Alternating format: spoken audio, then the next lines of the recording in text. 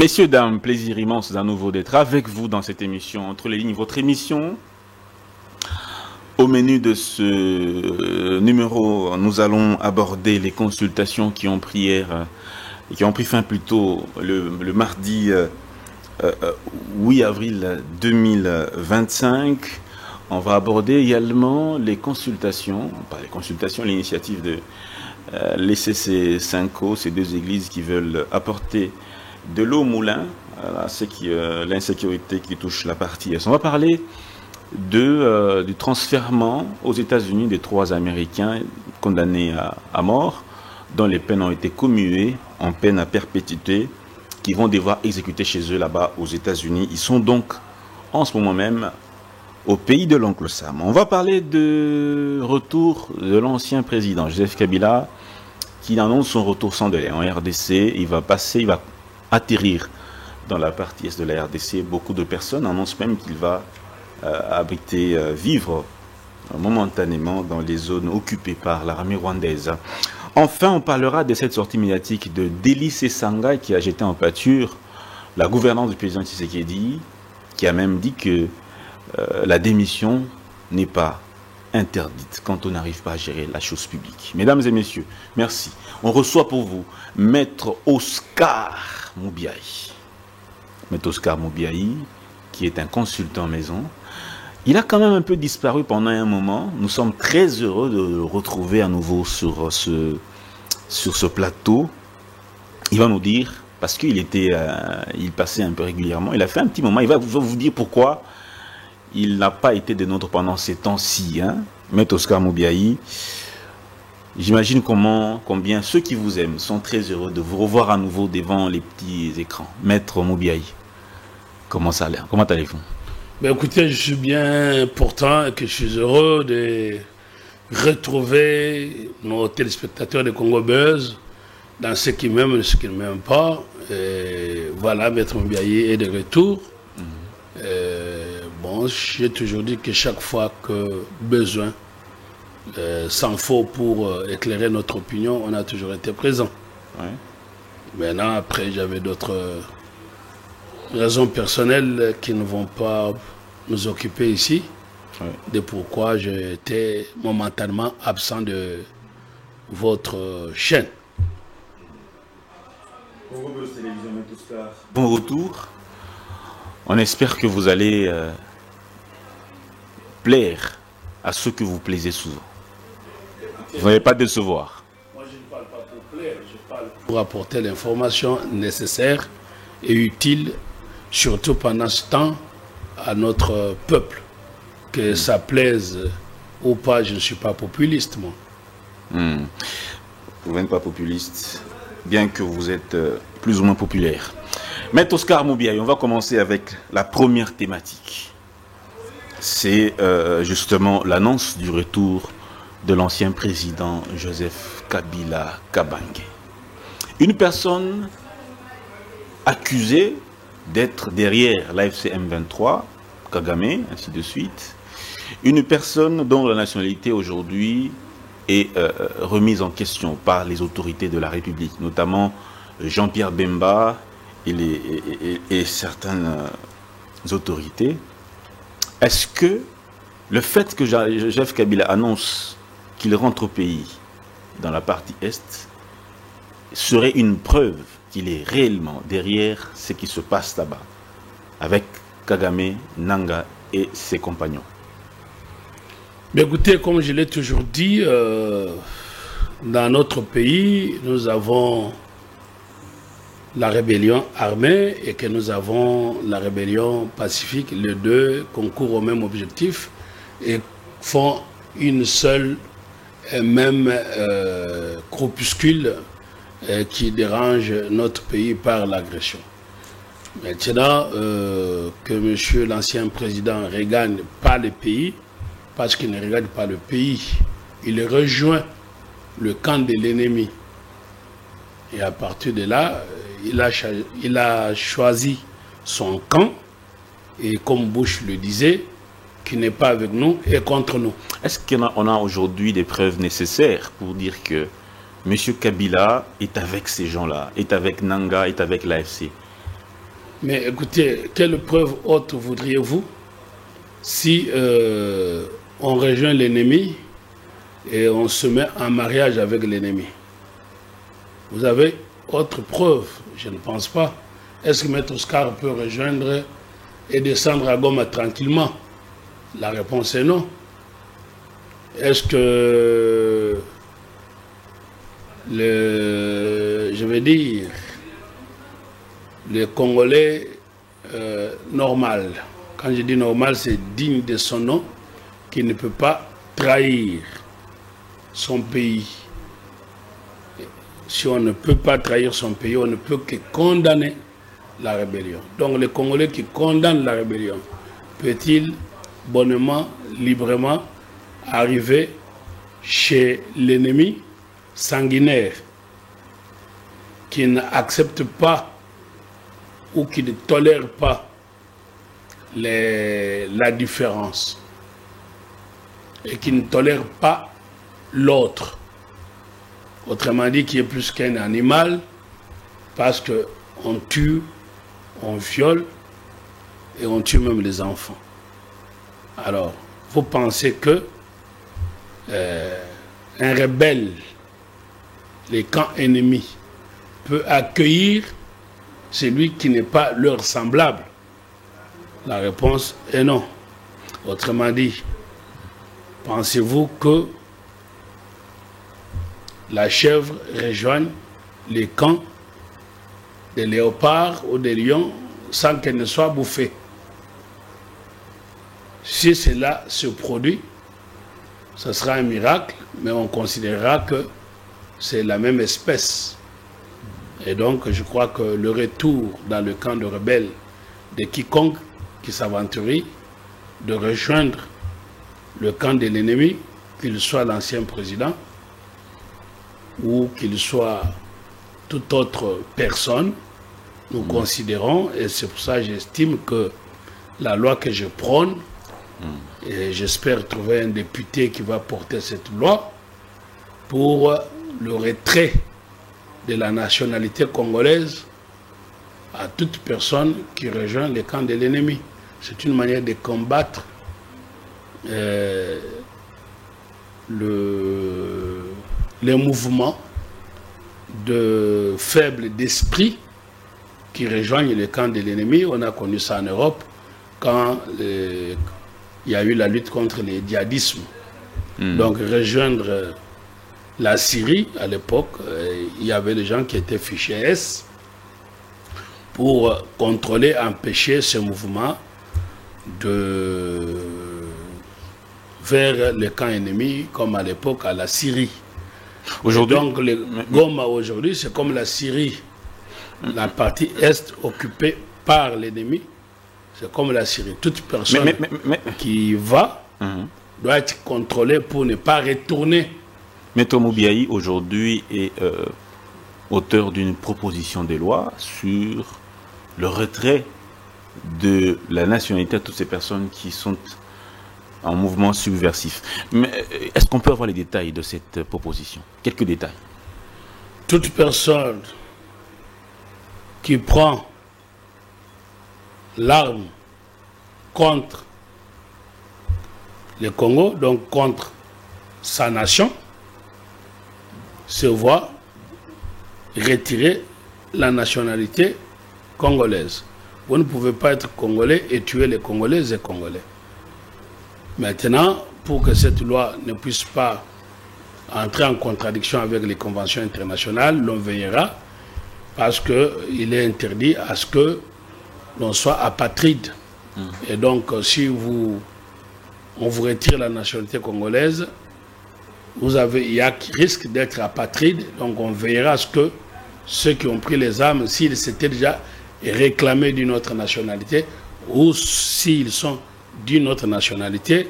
Vous avez par exemple le jeune que je connais personnellement très bien pour avoir été son avocat dans le passé, Moukoumadi. On me dit qu'il a rejoint... Joseph Stéphane Moukoumadi, oui, l'ancien gouverneur du Sankourou. Oui, c'est un Français. Et à partir de là, un monsieur comme ça n'a plus à se réclamer congolais. Un Français qui a été gouverneur. Ben, c'était un Français.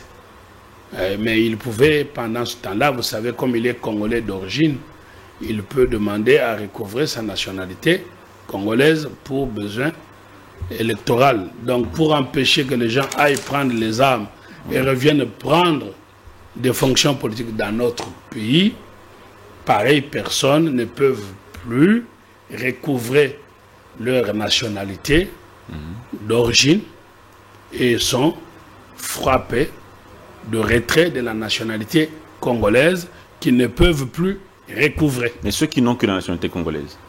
Ben, ceux qui ne sont que la nationalité congolaise, on sera buté à la difficulté de leur retirer la nationalité congolaise parce que on va se buter à la violation des conventions internationales qui interdisent à voir une personne devenir apatride.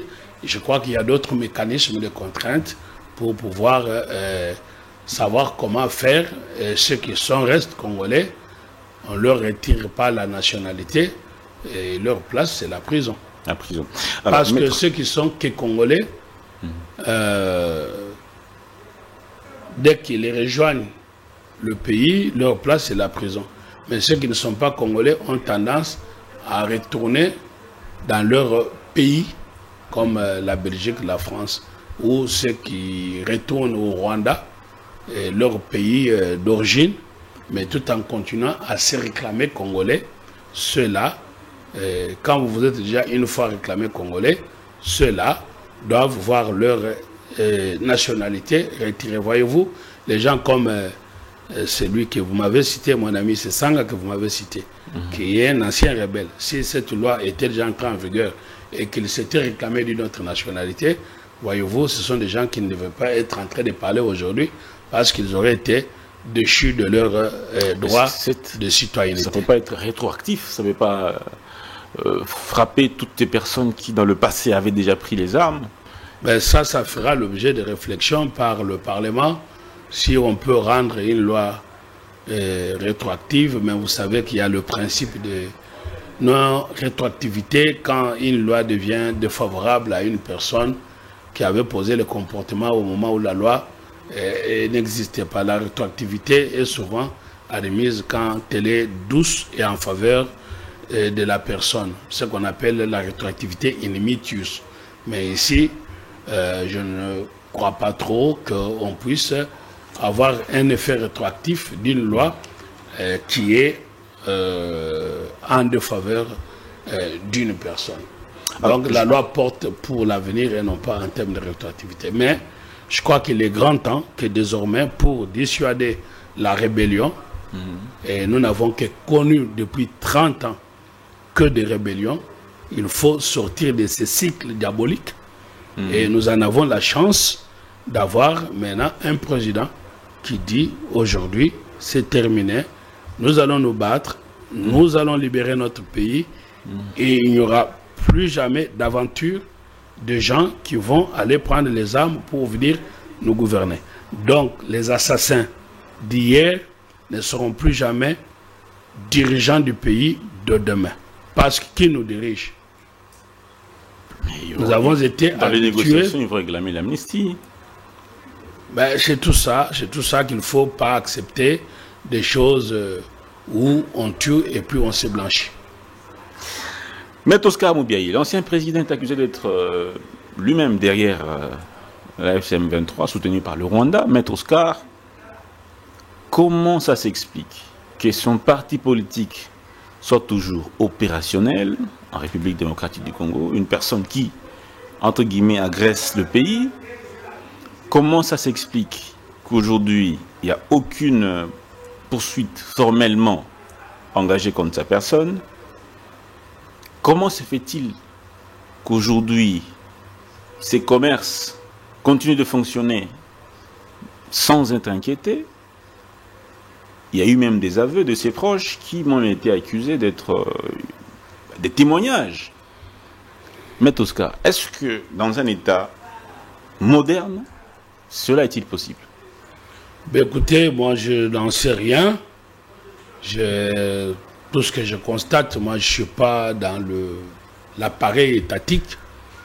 je constate que ce sont des prévenus libres et qu'il faille qu'il y ait la machine qui se met en branle pour pouvoir les poursuivre ou prendre des mesures contre de pareilles personnes si jamais il était établi que leur responsabilité est engagée. Je pense que nous devons, par rapport à tout ce qui touche la sécurité, nous devons avoir un service de l'État spécialisé. En l'espèce, vous avez l'ANER, vous avez des MIAP, mais ces services doivent être orientés à pouvoir veiller à la sûreté de l'État. Et je regrette d'ailleurs qu'au nom de la démocratie entre guillemets, mal comprise en Afrique, on ait supprimé la cour que l'on appelait la cour de sûreté de l'État. Donc, l'intérêt de l'État l'emporte sur tout. Et partant de là, je pense que nous devons avoir un appareil adapté, rapide et efficace. C'est la faute, de l'appareil ou ses émetteurs? Bon, mais je crois que moi je suis pas là pour... À qui incombait cette... on va dire ce problème. Nos services de sécurité qui travaillent de manière synchronique avec la justice pour aboutir au résultat qui est de mettre rapidement hors d'état de nuire le brebis galeuse qui sont devenus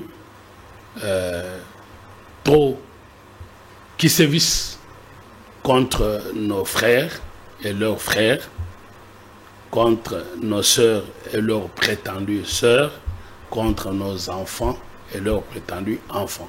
Une fois que l'on a pris l'arme, les gens n'avaient pas trop compris quand le président de la République, évidemment un chef de l'État, est celui qui est en avance par rapport à ses contemporains et il n'est que compris toujours assez en retard. Quand prenant le pouvoir lors de son premier mandat, le président de la République a dit que les Banyamulenge étaient nos frères. Les gens ont pris ça au premier degré, n'ont pas compris ce qu'il voulait dire. C'était une manière de dire, laissez-les que ce soient nos frères. Et s'ils sont nos frères, ils ne doivent pas prendre les armes contre nous. Et s'ils prennent les armes contre nous, sont-ils encore nos frères? Donc vous avez compris que ceux qui prennent les armes contre nous ne sont pas nos frères. À partir de là, il faut qu'il y ait une loi qui soit sévère et qu'il y ait des services qui rapidement veuillent à ce que de pareilles personnes n'aillent pas fréquenter l'ennemi pour revenir sur les territoires libres. C'est comme par exemple... Toujours sous la personne de M. Kabila, et un officiel de l'État venait de faire des révélations selon lesquelles l'ancien président n'est pas congolais. Il a des parents plutôt rwandais, qui a dirigé le pays en usurpant une certaine identité, qui n'est pas sa véritable identité. Maître Oscar, est-ce que vous partagez cet avis-là de l'ancien ministre, le ministre d'abord, Jean-Pierre? Écoutez, ça sont des histoires qui ne doivent pas nous occuper. Ça a occupé pendant longue période les esprits, à mon avis, qui s'intéressent à des choses qui n'ont pas assez d'importance. Monsieur Kabila, qu'il soit venu du ciel ou de l'enfer, il a dirigé ce pays pendant 18 ans.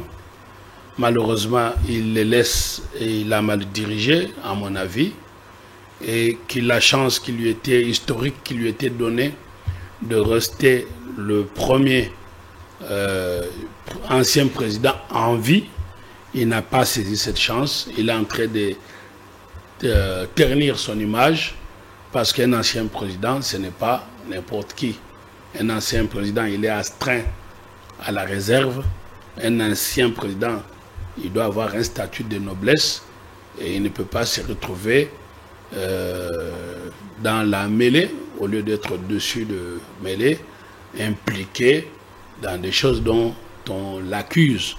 Et si il a dit qu'il va rejoindre son camp naturel, qui est le camp de l'ennemi, passant par Goma, comme je vous ai indiqué tout à l'heure, il aura choisi son camp, c'est sa liberté la plus... Aujourd'hui, il est présumé innocent, jusqu'à ce qu'un jugement définitif soit établi. Celui qui fréquente l'ennemi n'est pas innocent. Ça, c'est un principe de droit cardinal. Mais le principe de droit cardinal, bon, vos gens qui vous parlent de droit, parfois, on va dire Maître Oscar est dur, mais ils interprètent mal les principes de droit. Il y a les principes de présomption d'innocence, bien sûr, mais il y a aussi le principe d'indice sérieux de culpabilité. D'accord? Et quand vous allez à Goma, vous y revenez librement. En tant que citoyen, vous ne pouvez que justifier des acquaintances et des attachements, relations avec l'ennemi. Celui qui fréquente l'ennemi devient suspect. On doit le suivre pour savoir qu'est-ce qu'il a été fait là-bas. Aujourd'hui, Goma, c'est un territoire occupé. On n'a pas vocation à y aller pour s'y installer librement, surtout quand on est politique. Est-ce qu'on devra mettre les évêques de la Cinco et même les pasteurs de l'Église du Christ au Congo dans ce même panier-là, puisqu'eux ont été non seulement à Goma, mais ils ont également été au Rwanda de chez Paul Kagame? À mes yeux, ils sont tous dans le même panier. Comment ça?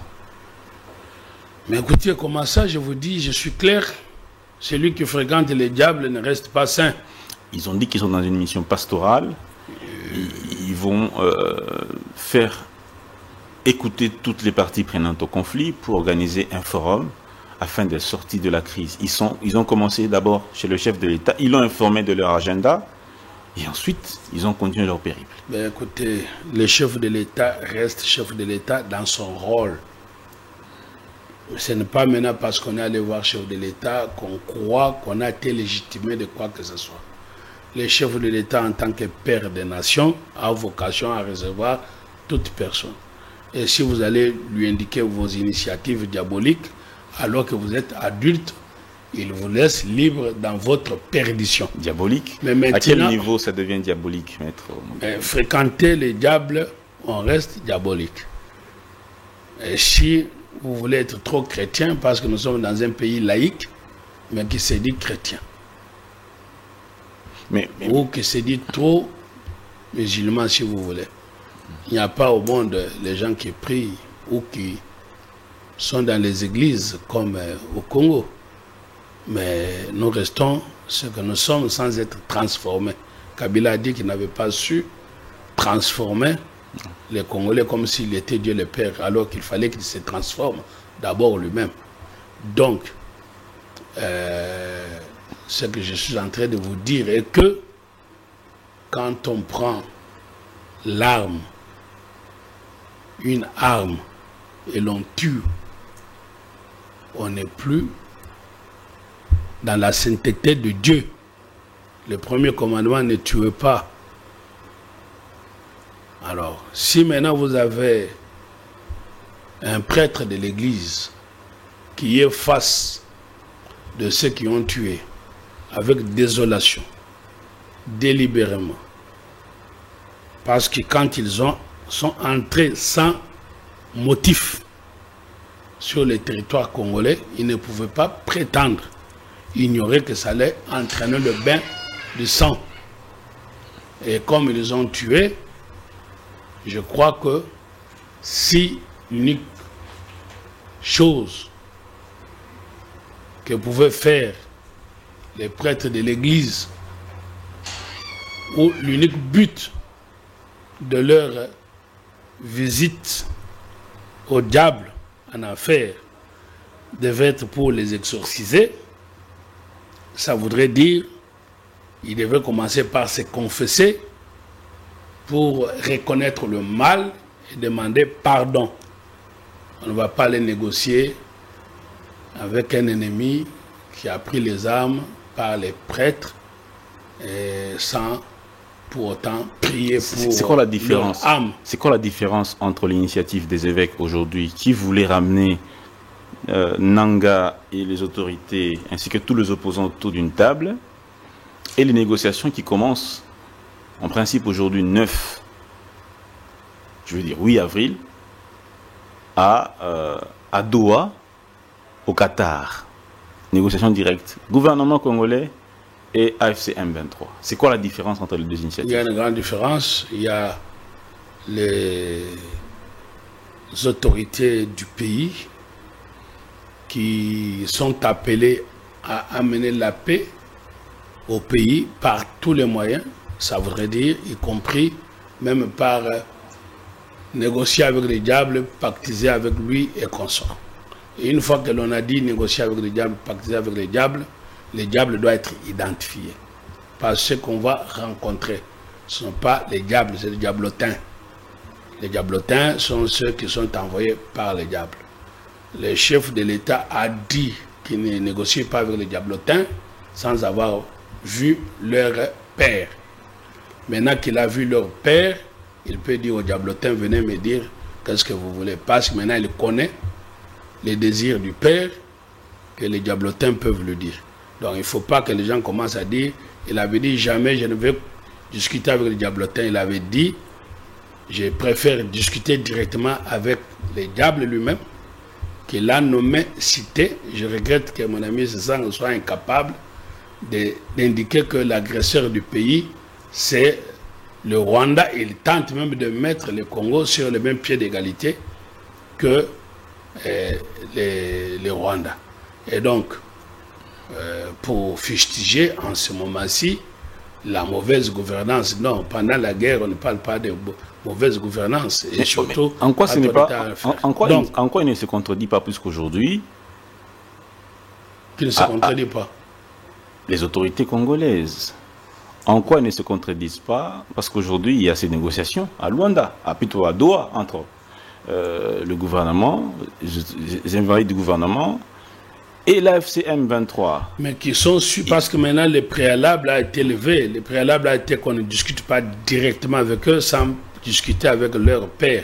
C'est pour ça que je dis, comme on a discuté avec les diables, on peut discuter maintenant avec les diablotins, parce que les diablotins ne doivent pas indéfiniment continuer à tuer les enfants de Dieu. Le chef disait que je vais lui dire de retirer ces hommes du pays. Quand je le verrai, je lui demanderai de retirer ces hommes. Vous pensez qu'il ne lui a pas dit et vous ne voyez pas qu'ils sont en train de se retirer?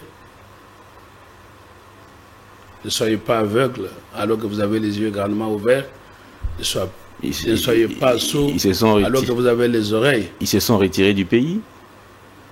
Mais en tout cas, il y a un mouvement de retrait à Walikale, à d'autres villages, les mouvements et de retrait, non seulement des retraits, mais nos vaillants militaires FARDC et les Wazalendo font preuve de beaucoup plus de résilience et sont en train de repousser pas à pas ces gens jusqu'à ce qu'ils vont regagner comme le fleuve leur lit naturel qui est le Rwanda. D'accord. Mais les échanges de Doha, qu'est-ce que le gouvernement peut accepter et qu'est-ce que le gouvernement ne peut pas accepter? Est-ce qu'on peut aujourd'hui encore accepter de mixer, de brasser l'armée et de commuer et d'échanger? L'M23 devient encore un parti politique, amnistie de tous ceux qui ont pris les armes. Est-ce que nous sommes prêts encore à arriver à cette Ben, écoutez, nous sommes peuple, nous parlons de la voix du peuple et sur la voix du peuple qui est la voix de Dieu. Oui. Il ne faut pas que l'on recommence l'aventure des mixages, des brassages. C'est une expérience qui a été malheureuse et qui était le prix d'une paix précaire que l'on a vanté que l'ancien président nous aurait laissé. Bon, l'ancien président ne nous a rien laissé comme paix. S'il nous avait laissé la paix, on n'aurait pas vu l'escalade que l'on a aujourd'hui. C'était, comme vous me dites qu'il va rejoindre son camp naturel, bah, c'était les diablotins qui se sont entendus avec les diables, leurs décideurs, à pouvoir prendre les richesses du pays en contrepartie d'un semblant de paix. Et quand les intérêts ne sont plus à l'ordre du jour à l'arrivée d'un nationaliste qui est Tshisekedi. Ils réavivent leur appétit glouton de continuer à piller notre pays. Et là, heureusement, surtout, vous venez de le voir qu'avec M. Tshisekedi, cela n'est pas dans l'ordre du possible ni du concevable. Alors, vous me demandez qu'est-ce que l'on peut accepter, quelle est notre ligne rouge? Je crois que je ne suis pas au gouvernement. Le gouvernement connaît la volonté du peuple, tout sauf céder d'un seul centimètre notre souveraineté et notre État, tout sauf ouvrir encore une parenthèse de ce qu'on appelle brassage, mixage. Si cela par impossible venait à arriver, bon, très bien. Vous vous dites que vous êtes militaire, vous voulez entrer dans l'armée congolaise. Ok, vous passez par la case de formation et quand vous avez fini votre formation et qu'on vous a désintoxiqué, parce que ce sont les gens qui sont toxiques, en ce moment-là, on vous envoie. Si vous êtes de l'Est, on vous envoie à l'Ouest. Si vous êtes de l'Ouest, on vous envoie au Nord. Au lieu de commencer à voir les gens qui ne s'éloignent pas de périmètre de leur base arrière qui est le Rwanda.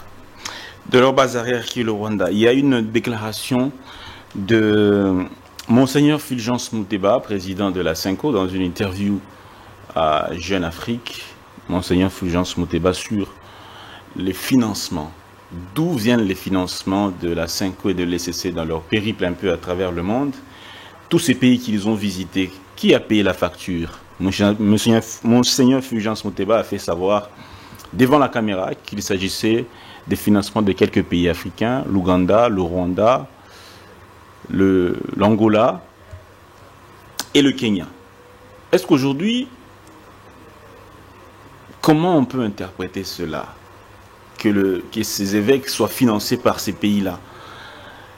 Comment on peut interpréter cela, maître? Ils ont perdu le Nord. Pardon? Ils ont perdu le Nord. Et pour un prêtre ou pour les églises, leur Nord, c'est Rome. C'est Rome qui a toujours subventionné.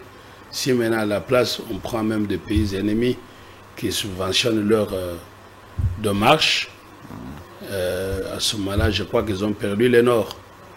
Ils ont perdu le Nord, mais aujourd'hui, ce que nous devons peut-être aussi rappeler, c'est que cette initiative est soutenue par beaucoup d'opposants qui ont refusé de participer aux consultations. Moïse Katumbi, Joseph Kabila, Matata Pogno, Délice Sanga, tout le monde ne jure, Fayoulou ne jure que par cette initiative de la Cinco. Vous appelez opposants sont des rebelles pacifiques. Je vous ai déjà dit ça, il n'y a pas opposition aujourd'hui. Je vous ai dit qu'il y a deux ailes de rébellion. Vous avez l'aile armée et l'aile que vous appelez opposition, dont l'objectif principal, c'est de revenir au pouvoir par les armes. Comment donc, ça? vous croyez que, mais, cher monsieur, quand vous êtes opposant, ça voudrait dire, en politique, vous avez vocation à diriger le pays au lendemain, après votre opposition. Et l'opposition ne peut être que constructive. Maintenant, pendant que le pays est agressé, nos divergences cessent. On ne va pas voir les gens qui font leur tourisme malheureux, comme mon ami Sesanga, comme des Fayoulou, des gens que vous citez, des Katumbi. Non, on ne va pas voir ça. Bon, ce sont souvent déjà des anciens rebelles, hein, ils sont habitués. Alors, on ne va pas voir ces gens-là. Tenez, quand vous avez Bataclan à Paris, quand vous avez les 11 de septembre aux États-Unis, vous voyez tous les politiciens, de gauche comme de droite, main dans la main, marchant dans la rue, pour l'intérêt supérieur qui dépasse les clivages politiques. Est-ce que pour les gens rebelles pacifiques, donc l'aile pacifique de la rébellion, parce que vous me citez là, c'est l'aile pacifique de la rébellion, ils n'ont la chance que M. Tshisekedi est trop démocrate, Non, mais Moi, Maître Moubiaï au pouvoir sont des gens qui sont en prison. Mais est-ce que là, ce n'est pas une forme de dictature féroce? Mais vous savez que quand vous dites que vous pendant la guerre, on accepte qu'il y ait une dictature dite constitutionnelle. Ce que je vous dis est constitutionnel, ce que je vous dis est scientifique. Quelle disposition de la Constitution? Écoutez, mon ami, vous dites que c'est constitutionnel. Non, mais écoutez, je vous dis ceci. Notre Constitution a été conçue sur le modèle français. Même si les gens disent que ce n'est pas la petite sœur de la Constitution française. Non. Alors, quand De Gaulle, c'était pendant d'ailleurs la période de guerre, a conçu la Ve République, a voulu qu'il soit un monarque constitutionnel. Ce qui entraîne que pendant le tas de sièges, pendant la guerre, donc les circonstances qui paralysent le bon fonctionnement de l'État, le chef de l'État a maintenant les pouvoirs les plus contraignants, les plus qui émergent, n'est-ce pas, de ce que vous appelez constitution. Et c'est pour ça qu'on dit qu'il est un monarque constitutionnel. Donc la dictature constitutionnelle est admise. Alors quand quelqu'un pactise avec l'ennemi, sa place, c'est la prison. Heureusement qu'on a aboli la peine de mort dans beaucoup de pays. Chez nous, j'ai entendu que le moratoire a été levé. Comme je me conforme aux lois de mon pays, j'allais dire leur place, c'est la pendaison. Voilà. C'est de manière claire et nette. Arrêtez de nous faire croire que la démocratie, où vous êtes bercé par les Occidentaux chez eux, on ne va pas. Vous prenez les pays comme les Pays-Bas, Hollande, vous n'allez pas jouer avec des digues pour les risques de voir que les gens vont mourir. Si vous allez jouer en touchant aux intérêts supérieurs de l'État, on vous élimine. On vous élimine d'une manière ou d'une autre. Mais les terroristes, Ben Laden n'est plus de ce monde. Tous les terroristes, soit on les élimine, soit on les met en prison. Mais non, on négocie avec les terroristes, c'est ça le problème. Le gouvernement congolais négocie avec les terroristes. Vous savez, même pendant la guerre, même avec les terroristes, au niveau sommet de l'État, on ouvre les négociations. Avec les terroristes. Mais dans quelle optique? Mais un terroriste qui veut exploser tout un pays, vous allez faire quoi? Vous allez accepter qu'il le fasse? Non, vous initiez. Il y a des rançons qu'on demande. C'est une négociation. Maître Oscar Moubiaï, il y a aujourd'hui les consultations. Alors qu'on parle de la libération de 3 Américains, hein, pas libération, mais expédition. 3 Américains et même, on va dire, libération pour des raisons médicales de Jean-Jacques Wondo. Alors, des consultations ont été initiées fin mars, début avril, pour former un gouvernement d'unité nationale dans un contexte de guerre. Beaucoup ont boycotté pour dire, voilà, ça ne résoudra absolument rien. Beaucoup aussi ont répondu présent pour dire que ça va donner une solution. Comment faire la différence entre ceux qui viennent pour leur propre ventre et ceux qui viennent simplement qui viennent réellement pour soutenir cette vision du chef de l'État? Écoutez, déjà, le principe des négociations, à mon avis, c'est inopportun, c'est mal, ça ne résout pas la crise. On ne résout pas la crise par la négociation en interne. Les négociations internes, c'est par rapport à une crise politique interne. Que je sache, M. Tshisekedi a été élu à plus de 73%, ce qui entraîne que dans leur majorité, le peuple congolais a choisi M. Tshisekedi. Donc il n'y a pas un problème d'unité nationale au Congo. Mais c'est ce que le chef de l'État a dit. Je parle comme citoyen libre. En contredisant aussi le chef de l'État, là, on vous le concède. Écoutez, moi je ne contredis pas le chef de l'État. À moins que vous entendiez que je le contredis. Je suis en train de dire que M. Tshisekedi a été élu à 73%. Ce n'est pas lui-même qui va me contredire qu'il n'a pas été élu à 73%. Je suis en train de dire qu'il est le symbole de l'unité nationale. Et donc, il y a la cohésion nationale. Et le gouvernement ou les négociations, les gouvernements d'union nationale, les vocables que l'on a connus de 60 à aujourd'hui, c'est par rapport à une crise interne.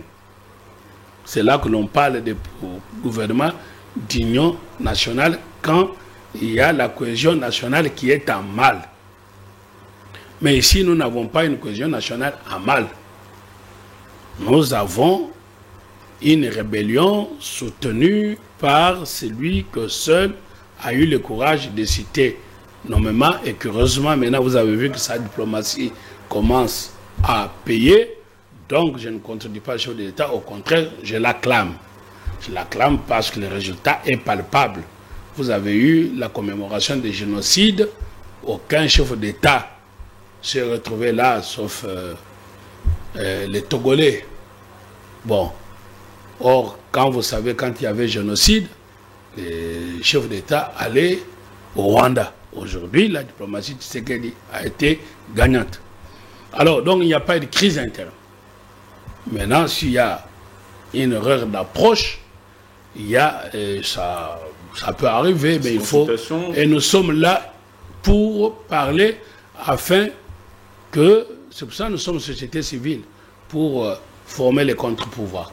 Donc, consultation et consort par rapport à résoudre une crise interne qui n'existe pas, ça n'a rien à voir. Aujourd'hui, les consultations doivent être pour unir les Congolaises et Congolais à apporter leur intelligence à comment vaincre l'ennemi. C'est tout. Le reste, je demande à ce que M. Tshisekedi ait le pouvoir lui reconnu par la Constitution à devenir un monarque constitutionnel pour prendre une petite équipe des hommes et des femmes capables à lui apporter le soutien nécessaire à bouter l'ennemi dehors.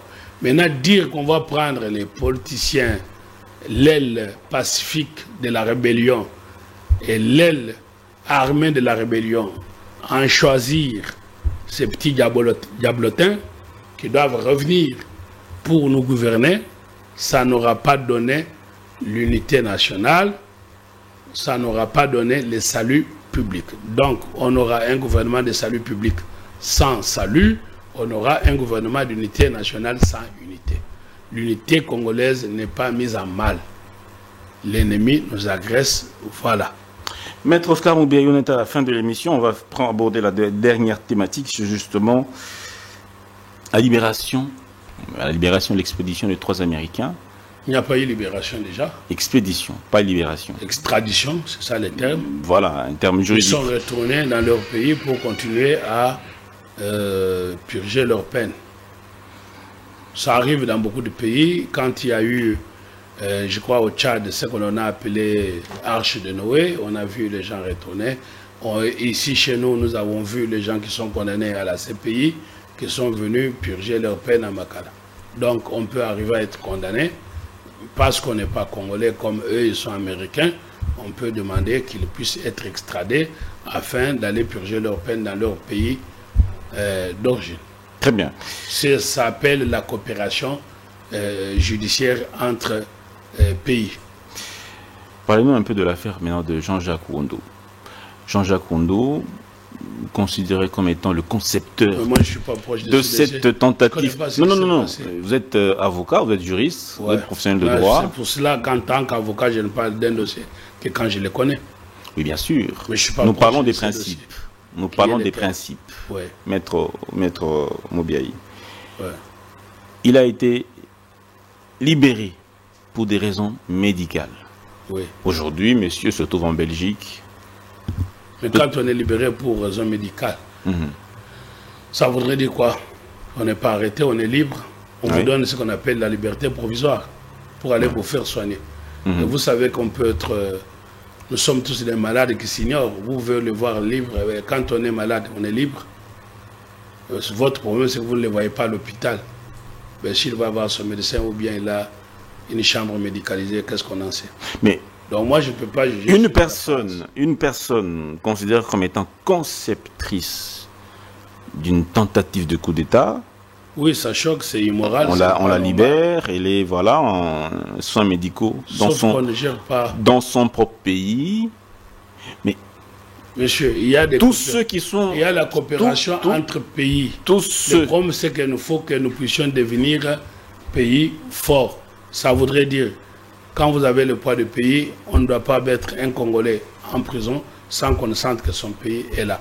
Donc, il y a des coopérations, des conventions entre pays.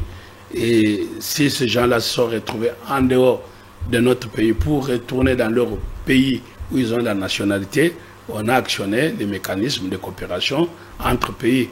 Maintenant, cela devrait être fait ou ne pas être fait. Ça, ce n'est pas le problème de Maître Moubiaï.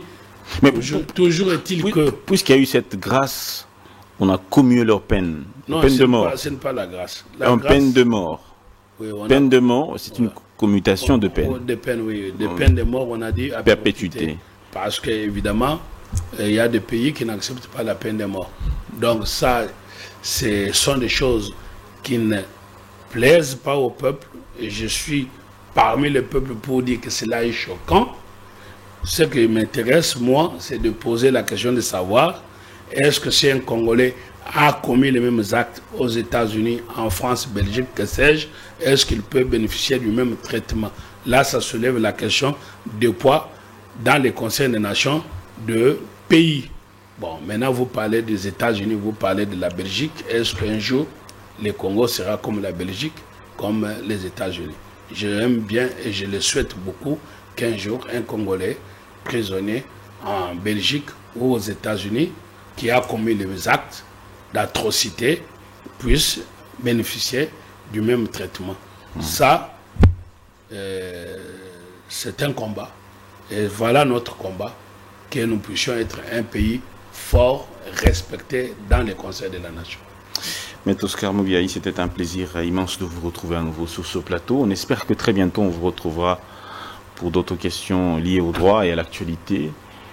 Merci beaucoup d'avoir été des nôtres. Peut-être un petit mot pour le chef de l'État. C'est moi qui vous remercie. Merci de retrouver les téléspectateurs. Et quand je dis être respecté dans les conseils de la nation, là, ce n'est pas une dimension qui est congolaise, mais c'est pour tous les pays de l'Afrique. Et l'Afrique, nous devons nous réveiller. L'Afrique, que tout le monde aujourd'hui s'unisse au Congo pour ne pas garder silence contre l'agression congolaise. Merci beaucoup, maître. Merci d'avoir répondu à notre invitation. On se retrouve très prochainement, peut-être pour une autre émission. Je vous remercie. Merci à vous. Aussi à vous tous qui nous suivez de par le monde. À très bientôt.